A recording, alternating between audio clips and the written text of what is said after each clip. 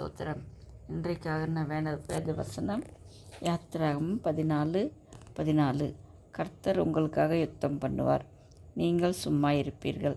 ஆம் பிரியமானவர்களே, கர்த்தர் நமக்காக யுத்தம் பண்ணுவார், நாம் சும்மா இருப்போம். இந்த வேத பகுதி நமக்கு எல்லாருக்கும் தெரிந்திருக்கும். இஸ்ரவேலர் எகிப்திலிருந்து தப்பித்து போகும்போது பார்வோனும் அவன் இராணுவமும் அவர்களை பின்தொடர்ந்தது. அப்பொழுது மோசேயும் இஸ்ரவேலரும் தேவனை நோக்கி கூப்பிட்டார்கள். எந்த பக்கமும் ஓடிப்போக முடியாத சூழ்நிலை.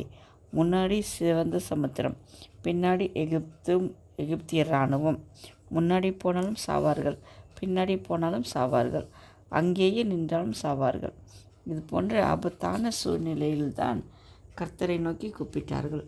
அப்பொழுதுதான் மோசே ஜனங்களை பார்த்து இந்த வார்த்தையை சொல்லுகிறார், கர்த்தர் உங்களுக்காக யுத்தம் பண்ணுவார், நீங்கள் சும்மா இருப்பீர்கள் என்று. ஆம் பிரியமானவர்களே, நாமும் கூட பல இக்கட்டான சூழ்நிலையில் என்ன செய்வதென்றே தெரியாமல் குழம்பி போய் நிற்கிற வேளையில் நாம் கூட பேசாமல், எசப்பா நீங்கள் பார்த்து கொள்ளுங்கள், என்னால் ஒன்றுமே செய்ய முடியாது, நீங்கள் தான் என்னை இந்த கஷ்டத்திலிருந்து விடுதலையாக்க வேண்டும் என்று அவரிடத்தில் ஒப்பு கொடுத்துவிட்டு அமைதியாக இருந்தோமானால் தேவன் நமக்காக இறங்கி வந்து நமக்கு உதவி செய்வார். எந்த இக்கட்டான சூழ்நிலையிலும் எந்த கஷ்டத்தையும் மாற்ற நம்மால் கூடாதது தான்.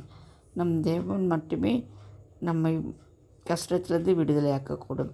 அப்புறம் ஏன் நாம் கவலைப்பட்டு கலங்கி இதை எப்படி செய்வேன், இந்த காரியம் எப்படி முடியும், இதிலிருந்து எப்படி விடுதலை பெறுவேன் என்று நாம் குழம்பி போக வேண்டும். எனக்கு வேதத்தில் பிடித்த ஒரு வசனம் சங்கீதம் 46:10. நீங்கள் அமர்ந்திருந்து நானே தேவன் என்று அறிந்து கொள்ளுங்கள் என்பது. மத்தேயு 6:27 கவலைப்படுகிறதுனாலே உங்களில் எவன் தன் சரீர அளவோடு ஒரு முழத்தை கூட்டுவான் என்று எழுதியிருக்கிறது. ஆம் பிரியமானவர்களே, நாம் கவலைப்பட்டு நம்மால் எதையாவது மாற்ற முடியுமா? எதை செய்தாலும் அதை தேவன் தானே செய்தாக வேண்டும். நாம் அவரிடத்தில் எல்லாவற்றையும் ஒப்பு கொடுத்துவிட்டு நீங்களே பார்த்து கொள்ளுங்கள் ஏசப்பா என்று சும்மா இருப்போமே. அப்பொழுது அவர் அற்புதம் செய்வதை நாம் பார்க்க முடியும். எகிப்தின் இராணுவத்தை போன்ற பிரச்சனைகள் நமக்கு வந்தாலும் அவை எல்லாவற்றையும் செங்கடலில் போட்டு மூழ்கடித்தது போல நம் பிரச்சனைகளையும் ஒன்றுமில்லாமல் போக பண்ணுவார். செங்கடலை 2ஆக பிளந்து இஸ்ரவேலருக்கு வழிகாட்டின தேவன் நம் பிரச்சனைகளிலிருந்து கஷ்டங்களிலிருந்து வெளியே வர நமக்கும் வழிகாட்டுவார். நம் தேவன் நல்லவர். அன்று இஸ்ரவேலருக்கு உதவி செய்த அதே வல்லமையுள்ள தேவன்தான் இன்றும் நமக்கு இருக்கிறார். அவர் மாறவே இல்லை. அவர் நேற்றும் இன்றும் என்றும் மாறாதவர். யாத்திராகமம் 14:13 சொல்லப்பட்டிருக்கிறது, நீங்கள் இன்று காண்கிற எகிப்தியரை இனி என்றைக்கும் காண மாட்டீர்கள் என்று. நாமும் கூட இப்பொழுது இருக்கிற எகிப்தியன் போன்ற பிரச்சனைகளை கஷ்டங்களை இனி காணாதிருப்போம். கர்த்தர் நமக்காக யுத்தம் பண்ணுவார். ஆம் பிரியமானவர்களே, இந்த வசனத்தை விசுவாசியுங்கள்.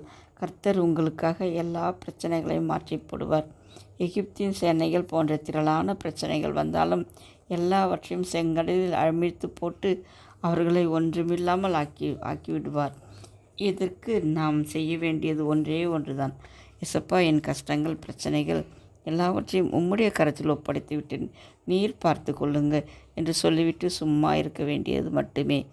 நம்முடைய காரியங்களை தேவனிடத்தில் ஒப்படைத்துவிட்டு விசுவாசத்தோடு தேவன் எல்லாவற்றையும் பார்த்து கொள்வார் என்று நாம் எதிர்பார்க்கும்போது நிச்சயமாகவே தேவன் நமக்கு உதவி செய்வார், நம் கஷ்டத்திலிருந்து விடுதலை தருவார். விசுவாசிப்போம், தேவனை துதித்து மகிழ்வோம். ஆமேன். அல்லேலூயா.